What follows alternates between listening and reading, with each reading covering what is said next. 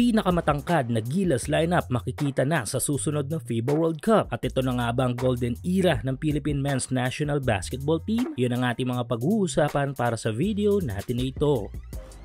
So sa paglipas ng panahon ay patuloy ang paghahanap natin ng maganda at tamang development para sa ating pambansang kupunan. Hindi rin kasi biro mag-assemble ng isang kupunan na kaya mag-compete sa world stage of basketball. Kung sana yung mga makakasagupa mo sa inyong daraanan ay pawang mga malalakas na basketball team sa mundo. At ang matindi pa nga sa mga ito ay may tangan ng mga matatangkad at NBA caliber na mga malalaro. At speaking of tangkad, maliban sa tamang development sa ating kupunan ay matagal na panahon din tayo naghanap ng mga malalaro na pupunan ang kakulangan natin sa height sa team. Yes, height nga ang numero unong problema ng ating national team noon. Well, hindi naman natin may tatanggihan dahil nga Asyano at Pinoy tayo kung kahit hindi natin pa pwedeng iparehas ang height natin sa mga American, African at mga European players dahil matatangkad talaga ang mga ito. Pero worry no more dahil ang matagal na nating problema sa Gilas ay napunan na at mapupunan pa ng paparating na 2027 FIBA World Cup or even sa Olympics kung suswertehin. Dahil sa ngayon at sa hinaharap ay panghahawakan natin na masasabi nating pinakamatangkad na Gilas lineup sa history ng Philippine basketball. Pero sino-sino nga ba mga malalarong pupunan ng height advantage natin na ito? Una na nga dito ay ang ating power forward na walang iba kundi si Carl Tamayo. Tangan ni Tamayo ang natural height ng isang power forward dahil sa kabila ng pagiging 6'7" nito ay kaya niya makipagsabayan sa mga mas matatangkad at malalaking mga malalaro na kanyang kaposisyon. At ang maganda pa dito kay City ay hindi nga nagpapabuli sa ilalim at kinakaya-kaya niya ang pressure ng mga opponent. Sa ngayon ay nagpapakitang gilas ito sa KBL ng Korea kung saan ay tangan nito ang average na 13 points, 6.1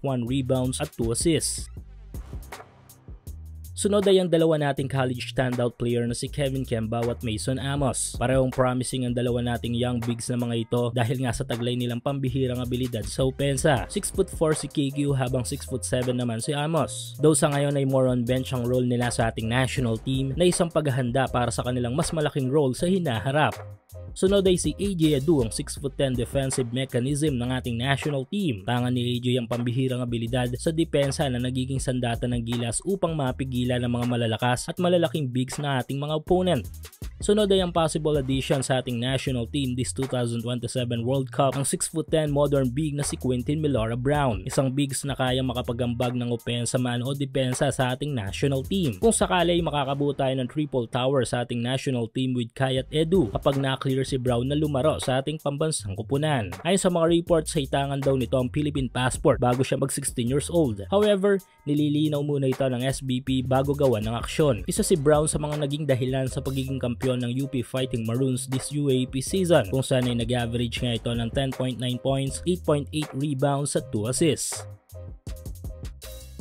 Ang huli walang iba kundi ang 7'3" young monster ng team na si Kai Sotto. Sa ngayon ay walang duda na talagang lumalabas na ang ilang taong ensayo at experience ni Kai sa larangan ng basketball. Kung saan ay halos nagdudumina na ito every game ng kanyang bilig team na Koshigaya Alpas. Tangan ni Kai ang mga impressive figures averaging 13.8 points, 10.1 rebounds at 2.1 assists per game. Makikita na kakaibang Kai Sotto na ito at hindi na yung Kai noon na ating napapanood at binabash ng kanyang sariling mga kababayan. Sa mga young guns nga natin na mga ito ang posibleng magbigay ng marami pang achievements sa ating national team at posibleng magpasok sa atin sa golden era ng Philippine National Basketball Team.